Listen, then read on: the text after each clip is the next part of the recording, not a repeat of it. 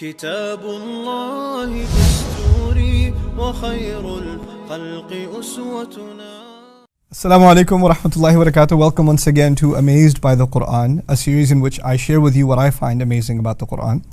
Today, inshallah, I want to share with you something that's again somewhat technical, but my job is to try to make it easy to understand. In the Arabic language, there are two ways of saying wasn't. Okay, so you can say lam yakun, wasn't, or ma kana also means wasn't. But the difference is that when you say ma kana, the latter, then it actually means to refute. Like, for example, he wasn't a teacher. If somebody asked, was he a teacher? I could say, lam yakun ustadan, he wasn't a teacher. I'm answering somebody's question. But if somebody makes the false claim, he was a teacher, and I go after them and say, no, you're wrong. He was definitely not a teacher. You are wrong about that, sir. Then I don't say lam yakun, I say ma kana ustadan. So the word ma, basically, to make it easy, the word ma is used for refutation purposes. It's there to correct an incorrect assumption. Okay, so there are two ayat, one belonging to the 6th surah, Surah Al-An'am, and the other belonging to Surah Hud, the 11th surah. Very similar ayat. Allam yakun rabbuka dhalika allam yakun lam yakun rabbuka muhlika al-qura. And the other ma kana rabbuka liyuhlika al-qura. Allah was not one to destroy towns. Both in English translation say, your master was not one to destroy towns. Okay, but in one of them he says lam yakun, wasn't. And the other he says ma kana, he wasn't at all one to destroy towns. In other words, in one he's simply making a statement of fact, he wasn't one to destroy towns. And in the other one he's refuting someone and telling them he wasn't one to destroy towns at all.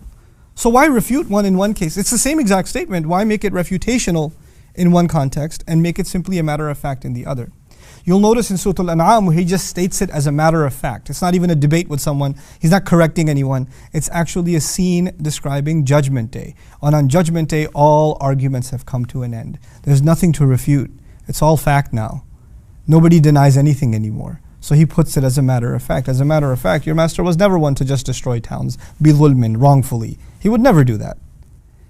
On the other hand, if you study Surah Hud, it's actually talking about a debate happening between the believer and the disbeliever in this world, where the disbeliever is making a claim that your God destroys nations wrongfully. And he's being corrected and he's being told, no, he doesn't destroy nations wrongfully at all. Ma kana. So every even phrase that you find in English translation, exactly the same, is actually very different in the Arabic, you know. And then there's the other really beautiful thing here. Destroyer of towns. Destroyer of towns, muhlika al-qura, as opposed to destroys towns. Now think about the English. Destroyer is a noun. Destroyer of towns, therefore, are two nouns, destroyer and towns. But if I say, your master doesn't destroy towns, or he would never destroy towns, when you use the verb, right, it's different. So actually, in the scene that's on about Judgment Day, he used a noun for destroying. He called himself a destroyer of towns, muhlika al-qura. But in the scene that's describing this world, he says he destroys towns. He used a verb. Now what's the difference between a noun and a verb? A noun is permanent, set, unchanged, immobile. And a verb is shifting. Like a verb is an act that's taking place or might take place. But it's not a constant.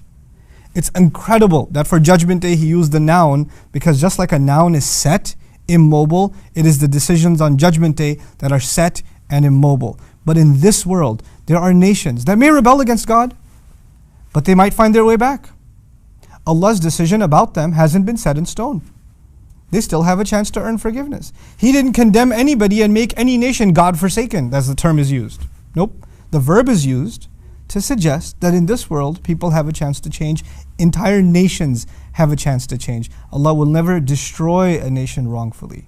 The verb is used because he hasn't become a destroyer of them. Had he used the word destroyer, their fate would have been sealed. So the people who argue, well, number one, that he did that before, or to imply that he'll do it again, both of those are refuted just in the language that is captured inside the ayah, which to me is not only the part of the literary beauty of the Quran, but in that literary beauty what is captured is the loving mercy and justice of Allah subhanahu wa ta'ala. May Allah once again give us the ability to reflect on the Quran as it deserves to be reflected on. Barakallahu li wa lakum. Wassalamu alaikum wa rahmatullahi wa barakatuh.